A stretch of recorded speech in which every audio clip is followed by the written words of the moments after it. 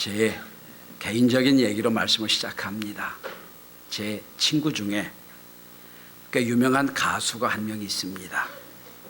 고등학교 때 같은 반이었던 친구입니다.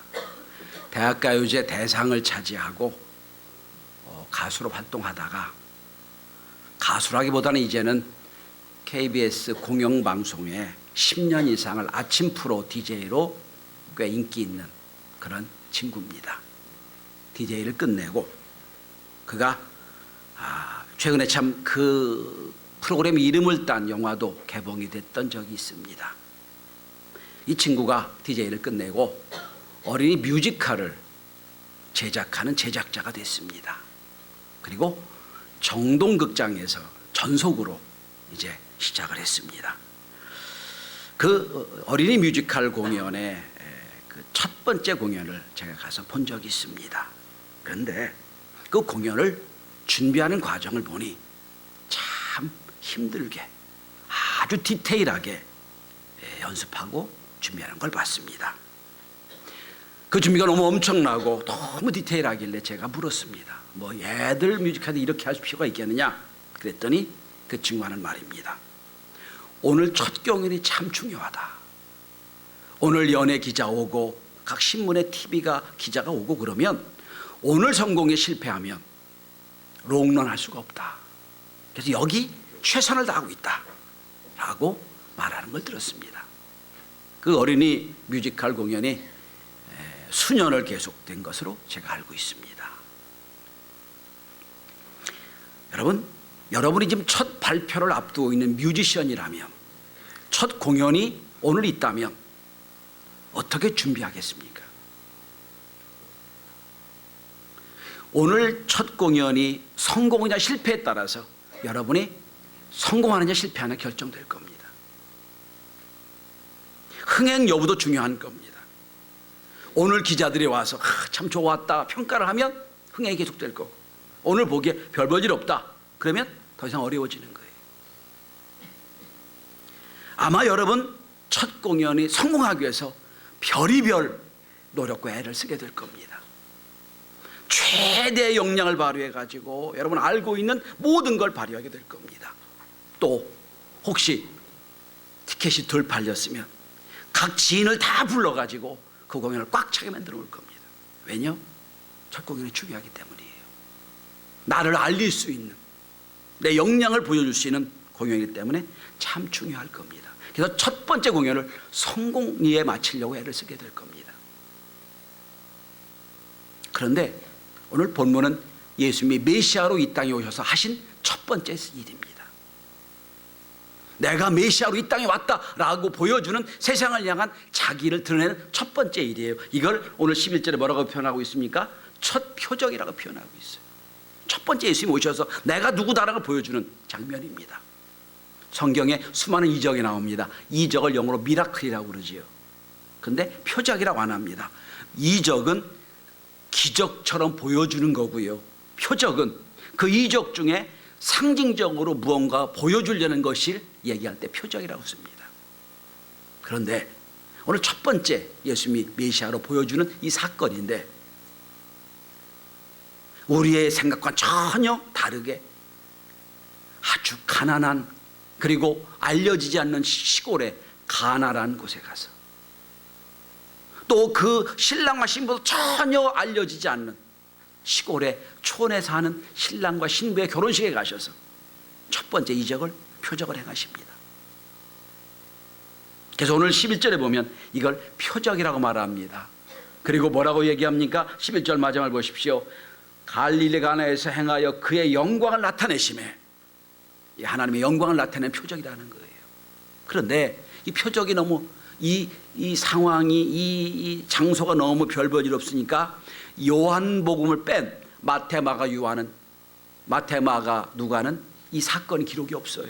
그러니까 마태, 마가, 누가가 볼 때는 이게 이런 뜻이야는 몰랐다는 거예요. 요한만 이게 무슨 뜻인지 알아요. 남들은 그 별 볼 일 없는 것으로 여겨지는데 요한은 이걸 갖고 첫 번째 표적으로 얘기합니다.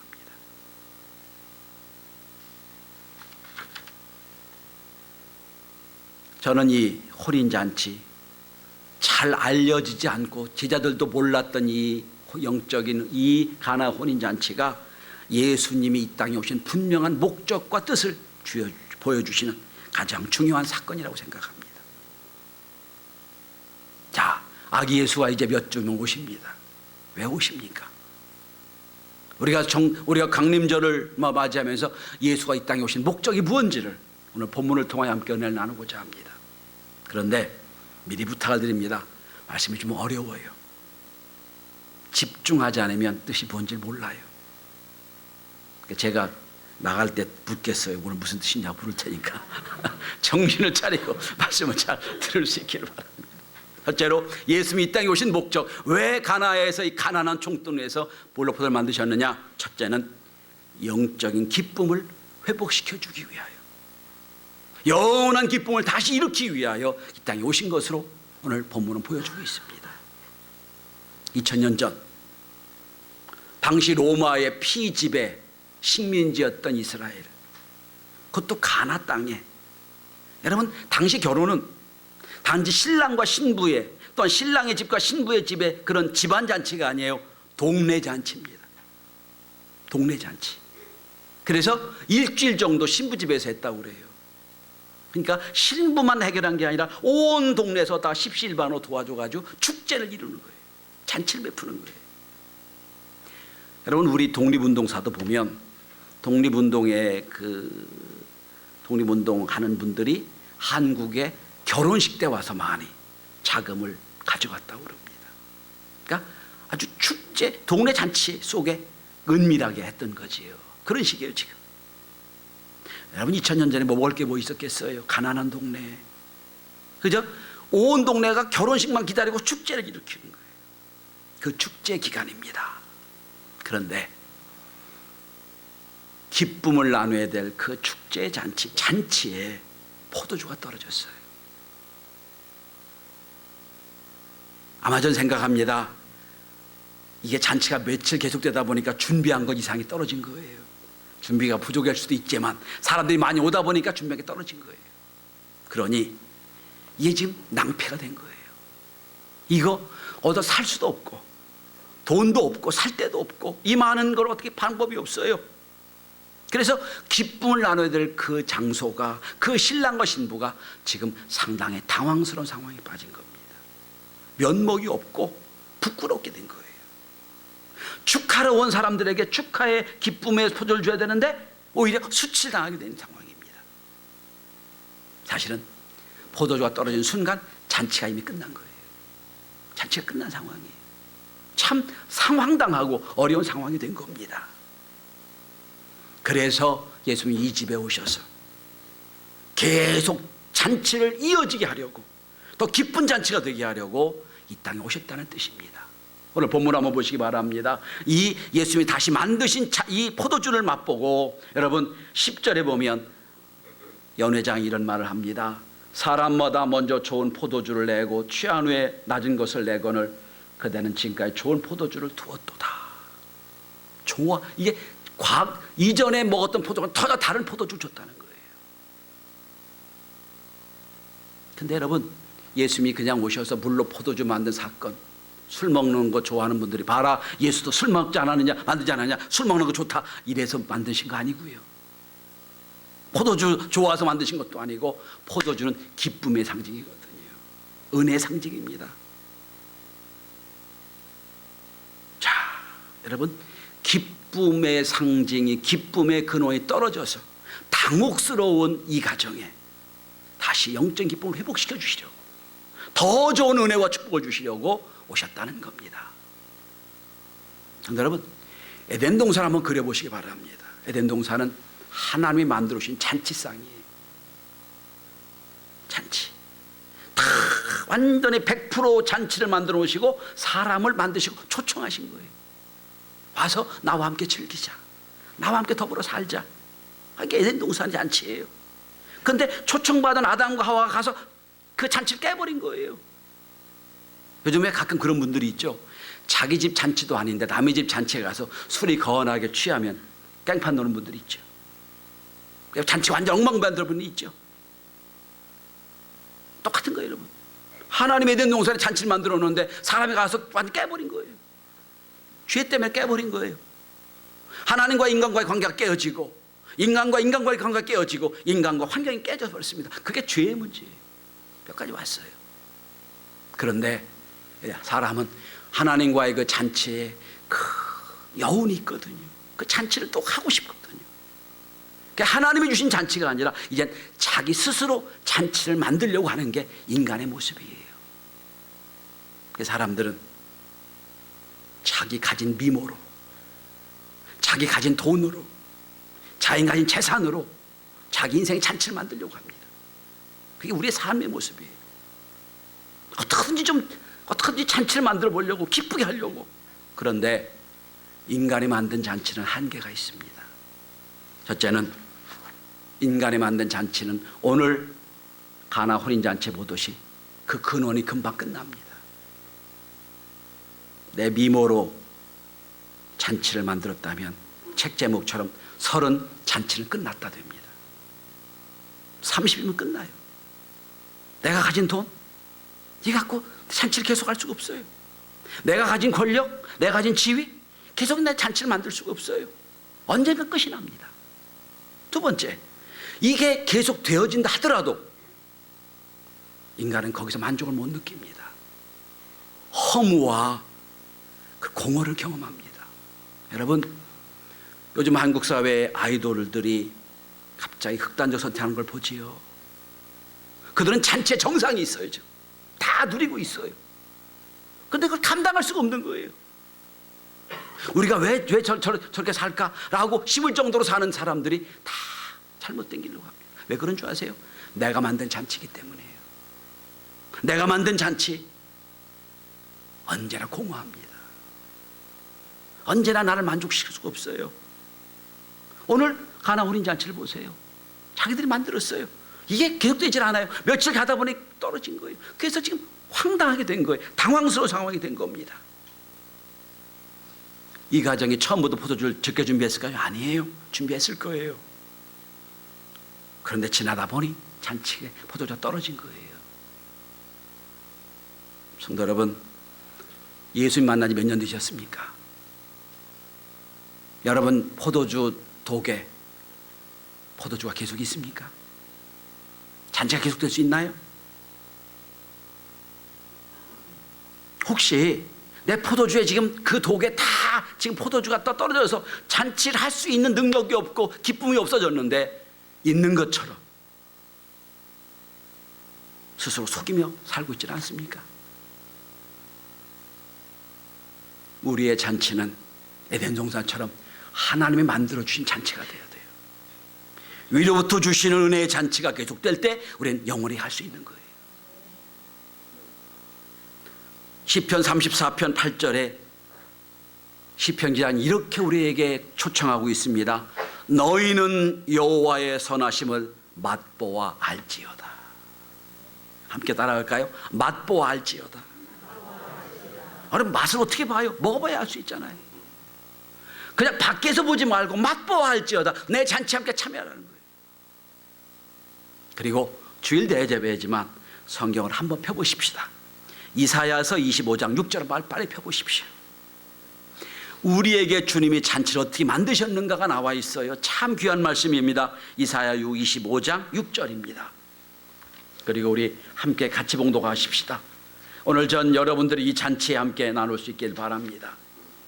25장 6절 한 절만 봉독합니다. 시작. 만군의 여호와께서 이 산에서 만민을 위하여 기름진 것과 오래 저장하였던 포도주로 연회를 베푸시리니 곧 골수가 가득한 기름진 것과 오래 저장하였던 맑은 포도주로 하실 것이며. 이 포도주 한다는 거예요. 여러분, 오래 저장됐던 맑은 포도주. 주님이 지금 우리에게 다시 잔치를 만들려고 하세요. 내가 너희를 위하여 잔치를 베풀 테니 와서 맛보라는 거예요. 함께 즐기자는 거예요. 여러분, 인간이 만든 잔치는 끝납니다. 잔치가 금방 끝나요. 있어도 공허합니다. 주님신 잔치는 기쁨이 영원한 잔치가 될 겁니다. 이 기쁨에 여러분을 초청합니다. 두 번째입니다. 예수님이 이 땅에 오신 목적, 기쁨이 떨어진 이 혼인잔치에 주님이 잔치에 영원한 기쁨, 새로운 기쁨을 주시려고 오셨고, 두 번째는 죄사함의 은혜를 주시려고 오셨습니다. 죄사함의 은혜. 여러분, 이제 가정에 포도 떨어졌어요. 예수님이, 어머니가 예수님에게 얘기하면 얘야 포도 떨어졌다 하더라. 그래서 예수님이 지금 포도주를 만들어내십니다. 그런데 이해가 안 되는 장면이 등장합니다. 여러분이 예수님이라면 어려운 가정에, 물이 포도 떨어져서 어려운 가정에 가서 포도주 어떻게 만드실게요? 어떻게 만들면 제일 좋을까요? 그리고 내가 예수다라는 걸 어떻게 증명할 수 있을까요? 좀 극적으로 만들지 않겠습니까? 저 그랬을 거예요. 여보시오, 지금 포도주 통을 다 가지고 오시오. 포도주 들었던 통을 다 가지고 올 거예요. 거기다 물을 붓고 포도주 만들어 놓을 거예요. 야, 그럼 사람들이 야 대단하다 할 거예요. 아니면 더 극적인 장면, 제가 밤새 생각했는데 제가 예수라면 이랬을 것 같아요. 여러분, 잔을 다 드시오. 쫙 잔 들면 잔에다 그냥 포도주, 여러분 기도하니까 잔에 포도주가 떨어지지 않는 잔을 만들고, 못 만드실까요? 얼마나 극적일까요? 야 대단하다 막 박수치고 난리였을 거예요. 근데 주님 그렇게 만들지 않으셨어요. 전혀 뜻밖입니다. 그 집에, 여러분 오늘 본문의 6절 한번 보시기 바랍니다. 어떤 상황이 있는 6절을 보시면, 거기 유대인의 결례를 따라 정결 예식을 따라 두세 통 드는 도랑을 6이 놓여 있는지라. 예수님은 여러분 포도주로 만드시는데 집 앞에 있는 손 닦는 물통, 정결 예식 따라 거기다가 물을 부어 가지고 그 물을 떠다 주는 포도주가 된 거예요. 이거 이럴 필요가 없잖아요. 항아리가 없는 것도 아니고, 이 포도주통에 포도주통이 담는 게 있을 텐데 왜 그렇게 안 하시고 꼭 손 닦는 물에 가서 물을 붓고 그 물을 또 포도주 만드셨을까요? 다시 한번 6절을 보시기 바랍니다. 유대인의 정결 예식이라고 되어 있어요. 정결 예식. 여러분, 유대인들은요 지금도, 여러분 중동을 보면 손으로 밥을 먹지요. 손가락으로. 그래서 이스라엘 백성들은 꼭 손님이 올 때 손을 닦게 되어 있습니다. 그리고 집에서 손을 닦고 왔어도 오는 중에 먼지가 묻을 것 같으니까 다시 그 집에 갈 때는 손을 닦는 정결 예식이 있어요. 이게 그의 관습이 됐어요. 손을 닦는 그릇. 그래서 옆에 하인이 있다가 손을 닦아줍니다. 그리고 이게 깨끗한 손으로 음식을 먹게 돼 있어요. 이건 관습이고요. 성경적으로 보면 인간이 죄인이 돼 주 앞에 갈 때 아무나 갈 수가 없어요. 정결한 예식을 갖춰야 됩니다. 레위기서 읽어보시면 여러분, 제사장이 성전에 올라갈 때 물을 어떻게 뿌리고 제물을 잡을 때 피를 동서남북 어떻게 뿌리고 다 나와 있어요. 정결 예식, 풀마디로 정결 예식이에요. 구약 전체를 얘기한 게 정결 예식입니다. 그 상징이에요. 구약의 정결 예식, 인간을 깨끗하게 만들어서 예배할 수 있는 정결 예식이에요. 그 정결 예식을 따라 돌 항아리 6이 놓여 있어요. 거기다 물을 부으라고 말씀하세요. 그러니까 이 말은 예수님의 기적과 표적을 행할 때 반드시 정결 예식을 하는 통이 필요하다는 거예요.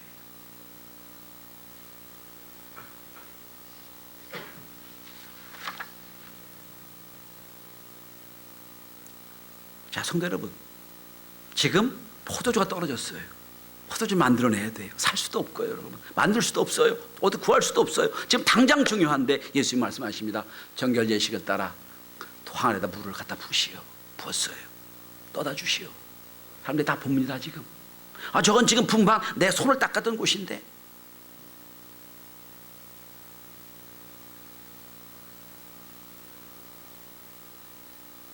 여러분, 정결 예식은 거기 손을 닦고 수없이 손을 닦아도 내 문제 해결할 수 있는 방법이 없어요. 구약은 그거예요. 율법은 죄를 깨닫게 하는 거예요. 거기 손을 수없이 닦아도요, 이 포도주 없는 문제 해결할 방법이 없어요. 내가 여러분 날마다 여러분 죄를 짓고 날마다 회개하고 날마다 주 앞에 나가도 내 죄를 영원히 해결할 수가 없습니다. 만약에 구약의 개념으로 본다면 저는 아마 예배 끝나고 성전을 나가지 못하고 평생 여기서 살 거예요. 왜 그런 줄 아세요? 여러분, 구약은 뭡니까? 죄를 지면 내 죄를 대신해서 비둘기를 잡고 양을 잡고 소를 잡아야 돼요. 그러면 제가 여러분 여기서 죄를 졌다 깨달았어요. 그럼 가기 전에 내가 양을 잡아드립니다. 하나님, 내가 죄를 잘못했습니다. 용서해 주십시오. 용서받았어요. 그리고 쭉 나가는데 멋진 차가 쫙 지나가요. 아, 저거 사고 싶은데. 그럼 탐심이 생긴 거예요. 가다 하는 거 또 다시 와서 예배 드려야 돼요. 그리고 또 제사 드리고 또 갑니다. 딱 하는데 예쁜 여자가 지나가. 예쁘다. 그런 순간 벌써 죄를 진 거예요. 또 와야 돼. 평생 못 나갈 거예요, 여러분. 손을 아무리 닦아도 내 죄를 해결할 수가 없어요. 정결제신 그거예요, 여러분. 근데 그 정결 예식이 이제는 새로운 존재가 됩니다. 정결 예식에 통에다 물을 붓고 포도주로 새롭게 만들어서 그걸 혼인자한테 주는 거예요. 무슨 뜻입니까? 예수님은 구약의 모든 정결 예식을 완성하는 자로 오셨다는 걸 보여주는 거예요. 예수 이렇게 말씀하십니다. 나는 율법의 완성이다. 여기서 나오는 거예요. 그동안에 내 죄 문제를 깨닫게 하고 보여줬던 그 손 닦는 물에 내가 다시 새롭게 해서 너의 영적인 기쁨을 주겠다는 거예요.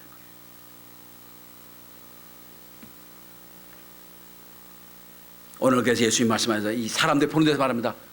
여기다 돌 항아리에다 물을 채우세요. 채웠어요. 이제 새로운 존재로 거듭나는 거예요. 돌 항아리가. 지금까지 손 닦는 물이었어요. 이제는 기쁨을 주는 곳으로 바뀌어지는 겁니다. 주님 말씀하십니다. 그래서 나는 율법의 완성이다.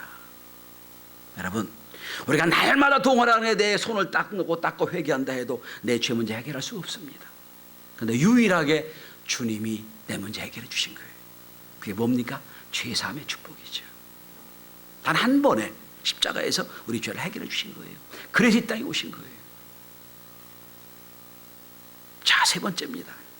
오늘 본문에 이상한 말씀이 하나 나와요. 여러분 4절을 한번 주목해 보시기 바랍니다. 예수께서 이르시되 여자여 나와 무슨 상관이 있나이까 내 때가 아직 이르지 아니하였나이다. 갑자기 때가 나와요. 갑자기 또 예수님은 여자여라고 부릅니다. 이 유교 사상이 있는 이 동양 문화에서 이 어머니를 여자여 부른 건 이게 해석이 어려워요. 중국 신학교도 이거 질문하더라고요. 목사님, 왜 예수님이 효자라고 들었는데 여자라고 부릅니까? 이게 이해가 안 돼요. 근데 여러분, 이게 객관적으로 예수님의 어머니를 부른 겁니다. 인간적으로 부른 게 아니라 어머니와 나와 아들과 어머니 사이가 아니라 구원 사역이니까 객관적으로 부른 겁니다. 마치 이런 거게 되겠지요. 어머니 이름 부르겠죠. 마리아여 이렇게 불렀겠지요. 어머니가 아니라 객관적으로 이젠 구원 사역이니까 객관적으로 이름을 부릅니다. 나와 관계가 없습니다. 내 때가 지르지 않았습니다. 여러분, 이 대목이 좀 어렵습니다. 잘 생각하셔야 됩니다. 여러분, 율법이 예수님 완성이라고 했어요. 그죠? 믿으시죠? 돌항아리에 이제 맨날 사람들의 죄를 닦아주는 돌항아리가 이제 돌항아리가 아니라 구원사의 기쁨을 주는 곳으로 바뀌었어요. 그런데 이 구원의 이 날마다 손 찍는 회개가 바뀌어서 내 영원한 죄를 해결한 걸 되려면 반드시 되는 게 뭡니까? 십자가지요. 십자가입니다. 율법의 완성이라고 예수님을 선언하려면 십자가가 있어야 돼요. 말로 율법의 완성이 아닌 게 아니라 십자가를 통하여 우리 모든 죄를 용서하시고 나야 내가 율법의 완성이라고 말씀하는 거예요. 여러분, 내가 율법을 완성했다고 끝나는 게 아니에요. 십자가에서 모든 율법의 규례와 율법의 모든 걸 십자가에 못 박고 모든 인간의 죄를 거기서 단 한 번으로 끝내야 율법의 완성이 되는 거예요. 그래서 율법의 상징인 돌항아리에다가 그 돌항아리에 새로운 존재를 만들어서 사람들에게 준 거예요. 그래서 예수님은, 그런데 오늘 본문에 보시면 때에 대한 말씀을 하시죠. 내 때가 지르지 않았습니다. 성경을 보시면, 특별히 요한복음을 보시면 때란 말씀이 참 많이 나와요. 요한복음은 때를 둘로 얘기합니다. 유월절과 때에 관한 말씀이 나와요. 유월절 며칠 전에 6월절이 가까운데 6월절 왜 그렇죠? 6월절 어린 양으로 이 땅에 오신 분이거든요. 십자가를 지러 오신 분이거든요. 6월절이 계속 관심입니다. 6월절 며칠 전에. 그리고 또 내 때가 이르렀으니, 때가 가까웠으니, 때란 말씀이 나와요. 특별히 예수님이 요한복음 17장 1절에 보면 마지막 기도 이렇게 시작하십니다. 아버지여, 때가 이르렀사오니 아들을 통하여 영광 받게 두십시오. 때가 이르렀다고 말씀하세요. 이제 십자가를 지를 때 얘기하는 거예요. 그러니까 예수님은 때는 늘 디데이는 십자가 지는 사건이에요. 내 때가 왔다. 근데 지금 아직 때가 안 된 거예요. 내 때가 일어나지 않았다는 거예요. 최근에 나온 책 중에 인카운터 위드 지저스라고 하는 팀 켈리 목사님이 쓴 책이 있습니다. 이 책에서 팀 켈리 목사는 예수님이 오늘 4절의 말씀은 이렇게 나레이터로 말씀하신 걸 그대로 제가 읽어드리겠습니다. 올소이다. 나는 세상에 축제의 기쁨을 가져올 수도 있고 죄책과 수치로부터 인류를 깨끗하게 할 수도 있나이다. 나는 이 기쁨을 주려고 세상에 왔습니다. 그러나 어머니요, 그러면 내가 죽어야 되나이다. 내가 이 기쁨을 주려고 왔는데 내 때는 내가 죽어야 되는 때입니다. 이렇게 말씀하세요. 그래서 오늘 말씀하시면 내 때가 이르지 않았습니다. 아직 멀었다는 거예요, 십자가를 지려면. 그런데 지금 또 시작을 하신 거예요. 그래서 오늘 이 기적을 첫 번째 표적이라고 말씀하는 거예요. 첫 번째 표적. 여러분, 예수님은 지금 가나라는 이름도 알지 못한 작은 마을에서 혼인잔치에서 포도주를 만드는 사건으로 첫 번째 이적을 시작하세요. 표적을 시작하세요. 그런데 예수님은 지금 단지 요 가나의 혼인잔치 이 작은 잔치가 아니라 영원히 앞으로 있을 천국의 잔치를 생각하고 계세요. 거기 기쁨의 잔치를 생각하고 계시는 거예요. 그때. 그래서 예수님 여러분, 예수님 제자들이 금식하지 않고 예수님과 함께 다니니까 바리새인들이 묻잖아요. 예수님, 왜 당신 제자들은 금식하지 않습니까? 라고 물을 때 예수님 뭐라고 말씀한 줄 아세요? 신랑의 친구가 신랑과 함께 있을 때는 금식할 수 없느니라. 그러나 그때가 이르면 금식할 때가 될 것이다 말씀하세요. 당신이 신랑이라고 표현하는 거예요. 신랑, 나는 신랑이다. 지금 이 친구들은 신랑과 함께는 신랑 친구들이다. 결혼잔치에 어떻게 금식할 수 있냐 말씀하시는 거예요. 지금 예수님은 지금 앞으로 오실 어린 양의 혼인잔치 생각하고 계세요. 그때가 된 거예요. 여러분, 마지막으로 성경 요한계시록을 두 군데만 피고 말씀을 정리합니다. 먼저 요한계시록 19장 9절입니다. 앞으로 우리가 이 가나 혼인잔치 시작한 이 혼인잔치가 어떻게 끝날 것인가를 요한계시록 19장 9절은 이렇게 우리에게 말씀하고 있습니다. 제가 말씀합니다. 천사가 내게 말하기를 기록하라. 어린 양의 혼인잔치에 청함을 받은 자들은 복이 있도다 하고 또 내게 말하되 이것은 하나님의 참된 말씀이라. 다시 말씀드립니다. 어린 양의 혼인잔치에 청함을 받은 자들은 복이 있도다. 여러분과 제가 어린 양의 혼인잔치에 청함받는 은혜가 있는 줄 믿습니다. 가나 혼인잔치가 아니라 이게 영원한 혼인잔치가 된 거예요. 그리고 앞에 좀 내가 보십시다. 뒤에 내가 봅니다. 요한복음 21장 2절이에요. 바로 다음 장 마지막 장입니다. 제가 봉독합니다. 또 내가 보매 거룩한 성 새 예루살렘이 하나님께로부터 하늘에서 내려오니 그 준비된 것이 신부가 신랑을 남편을 위하여 단장한 것 같더라. 마지막 결혼잔치가 준비되고 있다는 말씀이에요. 여러분 다시 보시기 바랍니다. 신부가 남편을 단장한 것, 이게 옛날 창세기 에덴 동산이에요. 다시 에덴 동산을 만드시는 거예요. 다시 우리 잔치를 초청하시는 거예요. 이 잔치에 초청받은 자는 복이 있도다. 여러분, 우린 대강절을 보내고 있습니다. 아기 예수가 왜 오셨는지 말씀을 함께 나눕니다. 여러분, 예수 믿는 기쁨이 날마다 더할 수 있게 되길 바랍니다. 여러분, 구약의 율법의 완성인 주님을 믿어 죄를 깨닫고 그로 끝나는 게 아니라 날마다 주님과 더불어 사는 은혜가 있길 바랍니다.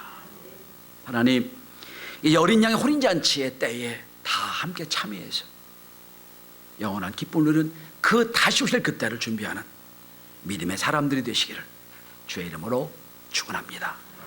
기도합니다.